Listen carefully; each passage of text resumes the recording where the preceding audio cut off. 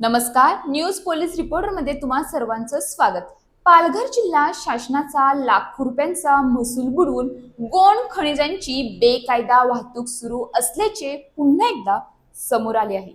या बेकायदेशीर उत्खनन आणि वाहतुकीविरोधात जिल्हाधिकारी कार्यालयाच्या विशेष भरारी पथकाने धडक कारवाई करत 2 दिवसात तलासरी आणि मोनर परिसरातून 4 ट्रक जप्त केले आहेत।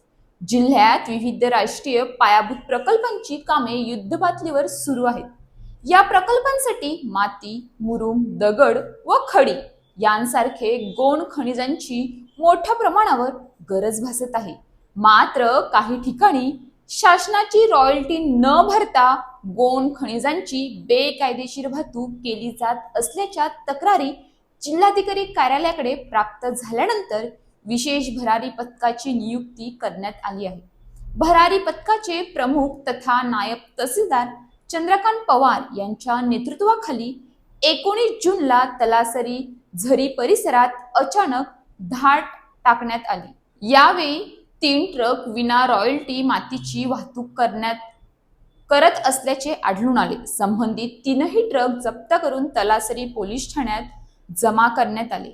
त्यानंतर दुसऱ्याच दिवशी मोनोर परिसरात आणखी एका हायवा ट्रकवर कारवाई करण्यात आली असून तो ट्रक मोनोर पोलीस ठाण्यात जमा करण्यात आला आहे। विशेष म्हणजे ज्या भागात ही कारवाई करण्यात आली त्या ठिकाणी तलासरी तहसील कार्यालय, तलाठी व मंडळ अधिकारी कार्यरत असतानाही स्थानिक स्तरावर प्रभावी कारवाई होत नसल्याबाबत प्रश्न उपस्थित होत आहेत।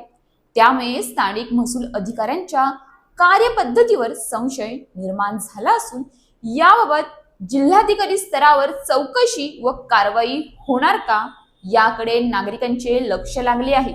दरम्यान गौण खनिज माफियांचे जिल्हाभर मोठे जाळे कार्यरत असल्याचेही समोर आले आहे। भरारी पथकाचे प्रमुख चंद्रकांत पवार हे कारवाई दरम्यान वाहन बदलणे, वेषांतर करणे तसेच गुप्तता राखण्याचा प्रयत्न करतात। तरी देखील त्यांच्या हालचालींची माहिती माफियांपर्यंत तात्काळ पोहोचत असल्याचे दिसून येते। विविध ठिकाणी पाळ ठेवण्यासाठी नेमलेल्या व्यक्तींकडून भरारी पथकांच्या हालचालींची माहिती संबंधित माफियांना दिली जाते।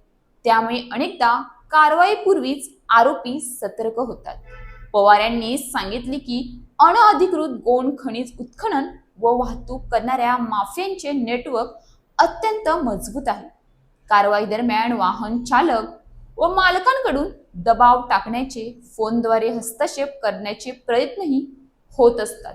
अशा प्रतिकूल परिस्थितीतही 4 वाहनांवर कारवाई करून ती पोलीस ठाण्यात जमा करणे ही मोठी आणि जिकिरीची कारवाई ठरली आहे।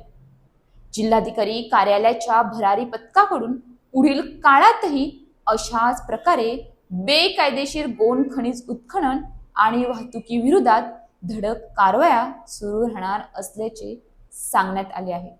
गौण खनिज माफियांचे जाळे कितीही मजबूत असले तरी शासनाचा महसूल बुडवणाऱ्यांना पाठीशी घालणाऱ्यांवरही कारवाई झाली पाहिजे, अन्यथा बेकायदा उत्खनन थांबणार नाही। अशाच ताज्या बातम्यांसाठी आमच्या न्यूज पोलीस रिपोर्टर चॅनलला लगेच सबस्क्राईब करा आणि बेल आयकॉन दाबायला विसरू नका।